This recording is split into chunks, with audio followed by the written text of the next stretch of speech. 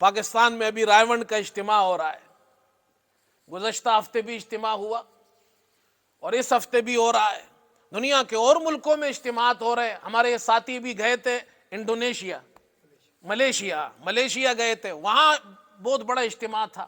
اس سے پہلے ترکی کے اندر اجتماع تھا، اور پاکستان میں پچھلے ہفتے ایک اجتماع ہوا، آج دوسرا اجتماع ہو رہا ہے، لاکھوں لوگ شریک ہوتے ہیں۔ یہ تبلیغ والے کیا کہتے ہیں؟ یہ تبلیغی جماعت کیا کرتی ہے؟ تبلیغی جماعت کہتی بھائی ایمان پر محنت کرو، اس لیے کہ امام بخاری نے بھی تو یہی بات کی جو میں نے آپ کو سنائی۔ جب یہ صفات تمہارے اندر آئیں گے، نیک اعمال آئیں گے، تمہارا ایمان مکمل ہوگا، ایمان میں ترقی ہوگی۔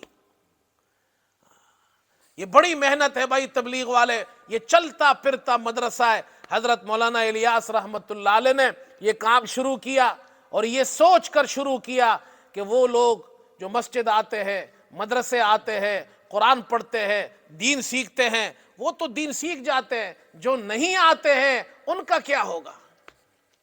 میوات سے شروع کیا کام۔ لوگوں کو نماز نہیں آتی، وضو نہیں آتا، حلال حرام کا نہیں پتا، جائز ناجائز کا نہیں پتا، پاکی ناپاکی کا نہیں پتا۔ آج بھی دنیا میں ایسے کتنے مسلمان ہیں جن کو دین کی بیسک چیزیں نہیں معلوم ہے۔ یہ جماعت والے آتے ہیں بھائی، اپنا پیسہ، اپنی جان، اپنا مال، اپنا وقت لگاتے ہیں، دین کی آواز لگاتے ہیں۔ کیوں؟ کہ دین ہمارے اندر بھی آ جائے، دوسرے مسلمانوں کے اندر بھی آ جائے۔ بڑی چینجز آئی ہے لوگوں میں بھائی۔ اعتراض کرنے والے تو اعتراض کرتے ہیں، وہ تو سب پہ کرتے ہیں، وہ کسی کو بھی نہیں بخشتے ہیں، تبلیغ والوں کو بھی نہیں بخشتے، لیکن دیکھتے نہیں ہیں۔ ہم نے تو دیکھا ہے، ایسے ایسے لوگوں کو بدلتے دیکھا ہے کہ آپ سوچ بھی نہیں سکتے۔ یہ جو جنید جمشید تھے، اللہ تعالیٰ ان کے درجات بلند فرمائے۔ جب میں پاکستان میں تھا، یہ میں بات کر رہا ہوں 95 کی، اس وقت میں پاکستان کراچی میں امام تھا، مکہ مسجد میں، تو یہ ہمارے یہاں آتے تھے مکہ مسجد۔ اس زمانے میں یہ بڑا پاپولر تھا پاکستان میں، وہ سنگر تھا، گانے گاتا تھا۔ اس کا ایک دوست تھا، وہ ہماری مسجد کے ساتھی تھے، اس کا نام تھا جنید غنی۔ اس کا نام بھی جنید، اس کا نام بھی جنید۔ یہ دونوں بچپن میں اسکول اکٹھے پڑھا تھا انہوں نے۔ وہ بڑا ہوا، اللہ نے اس کو ہدایت دی، وہ تبلیغ میں لگ گیا، اور یہ بڑا ہوا، یہ گانے میں لگ گیا، سنگر بن گیا۔ وہ جو جنید غنی تھا، اس نے بڑی محنت کی ہے، بڑی محنت۔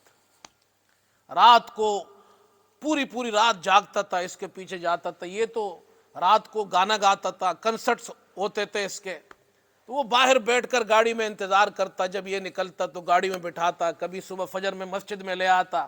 مجھے کہتا مولوی صاحب، ہمارے یہاں فجر میں درس ہوتا تھا، کہتا مولوی صاحب جنید آیا ہے آج جو ہے نا تھوڑی سی آپ خاص خیال کے ساتھ درس فرمائے کہ اس کا اللہ کرے کہ یہ بھی اس راستے میں آ جائے۔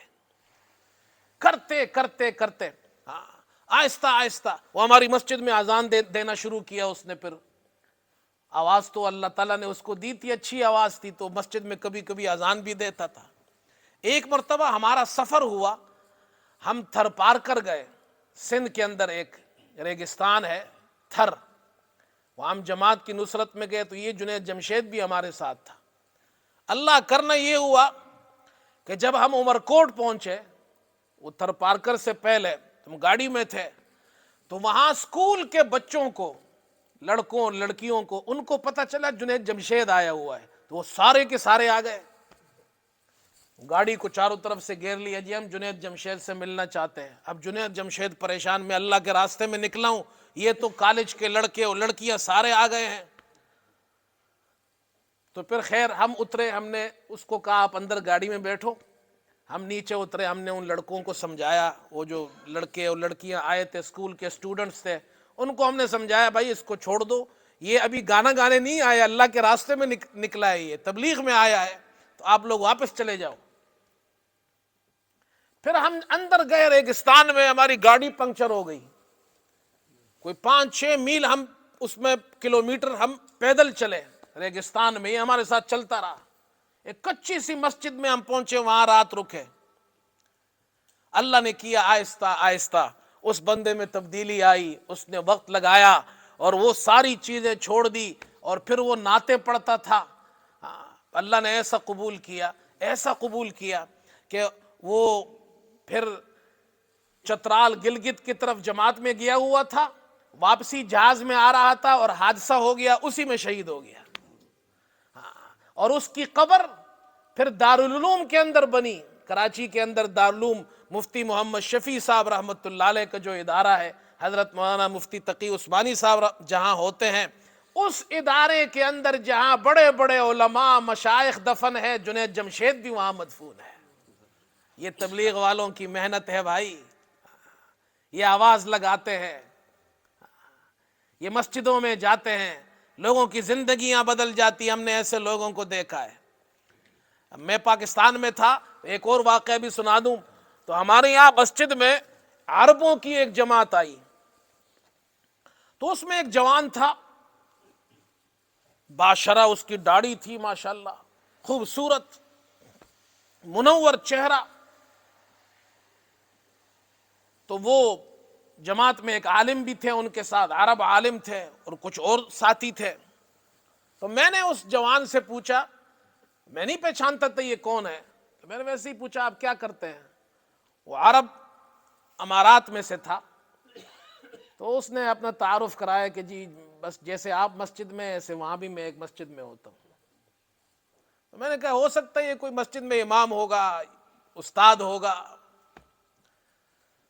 تو جماعت ہمارے یہاں رہی، تو وہ جو عالم دین تھے ان کے ساتھ، تو مجھے بعد میں اس نے کہا کہ یہ جو ہمارے ساتھ ساتھی ہے آپ جانتے ہیں یہ کون ہے؟ میں نے کہا نہیں، میں تو ان سے پوچھا، انہوں نے کہا جی وہاں مسجد میں ہوتا ہوں۔ ہاں ٹھیک ہے، مسجد میں تو ہوتے ہیں، آپ کو معلوم ہے یہ کون ہے؟ میں نے کہا نہیں۔ کہا یہ وہاں کا شہزادہ ہے، یہ پرنس ہے، اور یہ جو باقی آدمی ہے نا، یہ اس کے ساتھ آئے ہوئے ہیں، اور اس میں یہ فلاں عہدے پر ہے، یہ فلاں عہدے پر ہے، یہ فلاں عہدے پر ہے۔ یہ سب جماعت میں نکلے، اور وہ جو شہزادہ تھا ایک دن چھوڑ کر ایک دن روزہ رکھتا تھا، سخت گرمی کا زمانہ تھا۔ اچھا باقی کسی کو تو پتہ نہیں مسجد میں، مجھے تو پتہ چل گیا کہ یہ شہزادہ ہے۔ تو اس نے دعوت کی، تو سارے لوگوں کو بلایا، اور جب دعوت کی تو میں نے خود دیکھا کہ وہ شہزادہ خود خدمت کر رہا ہے۔ یہ تبلیغ والے تو بھائی خدمت کی جوڑی بھی بناتے ہیں نا، آج کھانا کون پکائے گا، آج کھانے کی خدمت، تو وہ کھانے کی خدمت اس کے ذمے تھی، اور وہ کھانا بھی کھلا رہا تھا، اور ہاتھ میں اس نے 2 بوتلیں پکڑی تھی، 2 بوتلیں پکڑتا تھا، ایک وہ سفید رنگ کی، ایک وہ لال رنگ کی جو فنٹا ہوتی ہے، اور کہ پھر پوچھتا تھا جی کون سی پیئیں گے، عربی میں پوچھتا تھا جی کون سی پیئیں گے، لال والی پیئیں گے یا سفید والی پیئیں گے۔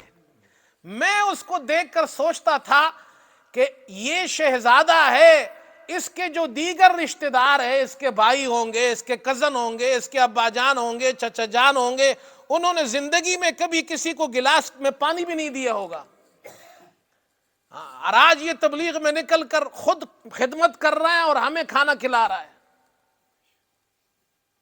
ایسے ایسے لوگوں کی اصلاح ہو جاتی ہے بھائی، اس لیے ان کی مخالفت مت کرو۔ یہ جو آج ہم یہاں بیٹھے ہیں اس ملک میں، برطانیہ میں، یہ بھی اس تبلیغ والوں کی محنت ہے۔ یہ ڈیوزبری یہاں کا، ہاں یہ ڈیوزبری جو ہے نا، یہ پاکستان میں جیسے رائے ونڈ ہے، سمجھ لو یہ یہاں کا رائے ونڈ ہے۔ حافظ صاحب نے بڑی محنت کی ہے، آج سے 40-50 سال پہلے جب آئے تھے، وہ کوئی ان کی بات سننے کو تیار نہیں ہوتا تھا، آج یہاں سے جماعتیں پورے یورپ میں، پوری دنیا میں جاتی ہے۔ تو اعتراض کرنے والے تو اعتراض کریں گے، ان کا تو کام ہے اعتراض کرنا۔ بھائی تبلیغ والوں کا بڑا اچھا انداز ہے، نہ کسی سے مناظرہ کرتے ہیں، نہ کسی سے بحث کرتے ہیں، وہ اعتراض کرتا ہے اس کو بھی کہتے ہیں بھی ہمارے ساتھ بیٹھے، اس کی خدمت کرتے ہیں، کہتے ہیں ہمارے ساتھ 3 دن میں چلے، آپ کے جو اعتراض سوالات ہیں وہ ختم ہو جائیں گے۔ ہمارے یہاں ایک جماعت آئی، اس میں ایک بزرگ تھے، تو انہوں نے بیان کیا، تو بیان میں کہا کہ بھائی تبلیغ کی مثال تربوز کی سی ہے۔ تربوز جانتے ہو، واٹر میلن، اور پاکستان میں جب فروٹ والے تربوز بیچتے ہیں تو اس میں سے ایک قاش نکال کر وہ آپ کو چکھاتے ہیں کہ بھائی یہ چکو، میٹھا ہو تو آپ خرید لیتے ہیں اور آپ کو پسند نہیں آئے تو نہیں خریدتے ہیں۔ تو وہ کہنے لگا جی تربوز، یہ تبلیغ کی مثال تربوز کسی ہے، ہمارے ساتھ نکلو، 3 دن میں اس کو چکھو، میٹھا لگے تو لے لینا، میٹھا نہ لگے تو چھوڑ دینا۔ بھئی یہ تو اکرام والے لوگ ہیں، خدمت والے لوگ ہیں، ان سے محبت کرو، اور اللہ نے وقت دیا ان کے ساتھ بیٹھا کرو اور ان کے ساتھ جایا کرو، میں بڑی اصلاح ہو جاتی ہے۔ اللہ تعالی ہم سب کو عمل کی توفیق عطا فرمائے۔ وآخر دعوانا الحمدللہ رب العالمین۔